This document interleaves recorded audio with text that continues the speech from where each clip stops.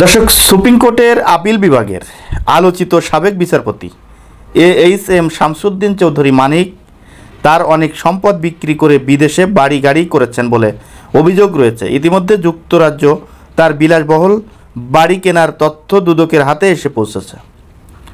দর্শক দেখেন, এই যেই বিচারপতি বলেন এবং যেই এমপি মন্ত্রী বলেন, পুলিশের ঊর্ধ্বতম কর্মকর্তা বলেন, যাই হোক না কেন, আসলে এদের নিজের স্বার্থের জন্য এই দেশের মাটি পর্যন্ত বিক্রি করে দিয়ে তারা বিদেশে বাড়ি গাড়ি করেছে।